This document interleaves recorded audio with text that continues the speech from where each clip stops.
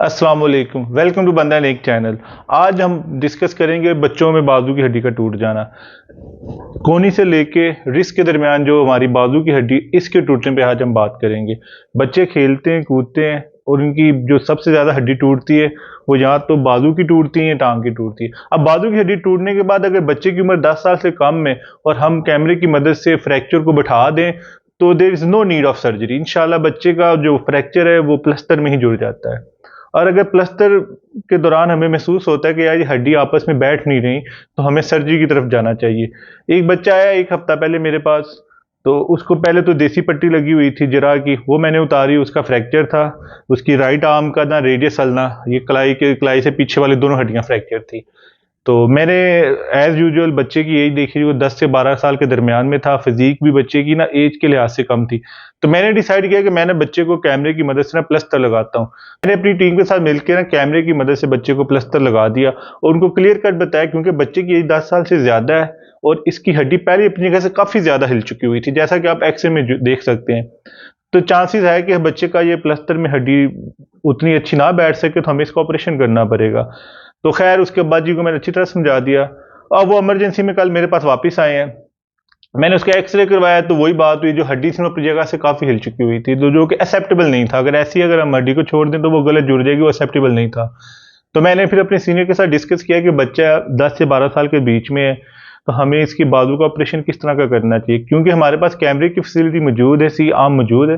तो मेरे मुताबिक हमें बच्चे को चीरे दे के 2 बड़े-बड़े प्लेटें लगाने की बजाय सिंपल हम 1-1 सेंटीमीटर का चीरा दे के बच्चे में रॉड डाल देते हैं और उसके साथ प्लास्टर लगा देंगे, तो इंशाल्लाह बच्चे की हड्डी जुड़ जाएगी। तो मेरे साथियों ने मेरे साथ इत्तेफाक किया कि बच्चे को चीरे देने की बजाय कैमरे की मदद से, क्योंकि हमारे पास कैमरे की फैसिलिटी है, तो कैमरे की मदद से हम ना रॉड डाल देते हैं। बच्चे के बाप की मैंने पहले काउंसलिंग कर दी थी 1 हफ्ता पहले भी, कि बहुत कम चांस है कि बच्चे का फ्रैक्चर बगैर ऑपरेशन के जुड़े।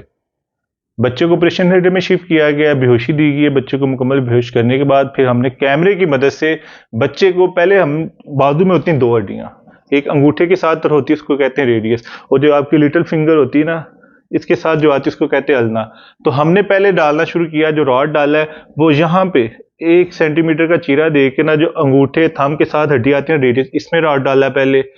जो रॉड मैंने शुरू में डाला उसका ना आगे से कर्व होता है, वो कर्व आपको ना डायरेक्शन बदलने में ना बहुत कारगर साबित होता है, पर क्योंकि उसका जो कर्व था ना वो आगे जाके फंस रहा था हड्डी में, तो हमने काफ़ी कोशिश की। फिर ये डिसाइड किया कि इसको वापस निकालते हैं, इस कर्व को, जो कर्व है ना उसको आगे से काट देते हैं और स्ट्रेट रॉड ना डाल देते हैं।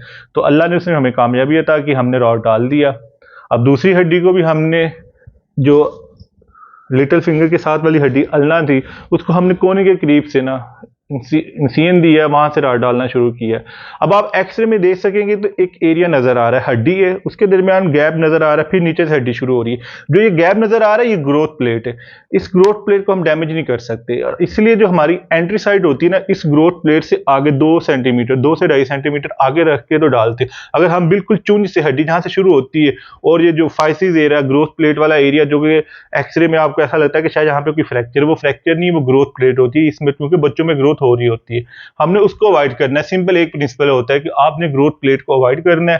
को दोनों रॉड डाल दी हमने, फिर उनको काटा है, और जो 1-1 सेंटीमीटर की इंसिजन थी ना ऊपर नीचे, उनको हमने एक टांका लगा के बंद कर दिया। बच्चे को रॉड डालने के बाद हमने प्लास्टर लगाया। प्लास्टर इसलिए लगाया क्योंकि ये जो रॉड है सिंपल रॉड है, ये बच्चे की लेंथ तो मेंटेन रखेंगे। अगर बच्चा बाजू ऐसे ट्विस्ट करेगा तो ये रॉड उस हरकत को नहीं रोक सकेंगे और ये बाजू ऐसे गलत मुड़ सकता है। तो इसलिए हमने बच्चे को प्लास्टर लगा दिया कि बच्चा ये वाली हरकत ना करे। इसके बरक्स जो हम अडल्ट में टांग में रॉड डालते हैं तो 2 पेच ऊपर लगाते हैं, 2 पेच नीचे लगाते हैं, और उसको फिर प्लास्टर नहीं लगाते, क्योंकि वो हमने लॉक कर दिया रॉड को। लेंथ भी मेंटेन रहेगी और उनको रॉड पाँव घुमाने से उसका रॉड घूमेगा नहीं, क्योंकि आगे भी 2 पेच ने पकड़ा हुआ है, पीछे भी 2 पेचेस में पकड़ा हुआ है। अब बात आ गई कि ये रॉड हम निकालेंगे कब, जो बच्चे में डालें। बच्चे में जब हमने रॉड डालें कम से कम 6 महीने के बाद निकालेंगे, और ये निकालना बहुत आसान होता है। बच्चे को बेहोश करेंगे, ये छोटे छोटे जो चीज़ें हमने अपनी टांगे दे के बंद की, इनको ही खोलेंगे, इधर से रॉड को पकड़ के तो बाहर निकाल देंगे, और इसी तरह हम कोने के करीब से भी रॉड को बाहर निकाल देंगे। बच्चा अपनी डेली रूटीन में वापस आ जाएगा।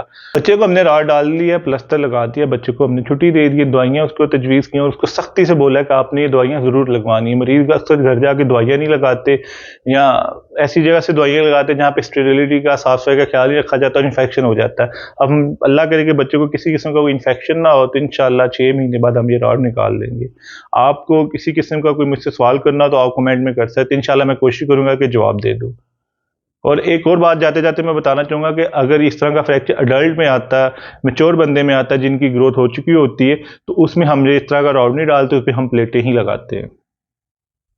उम्मीद है कि आपको इस वीडियो से कुछ समझ आई होगी, कुछ आपको मुफीद मालूमात मिली होगी। बंदा नहीं को इजाज़त दीजिए।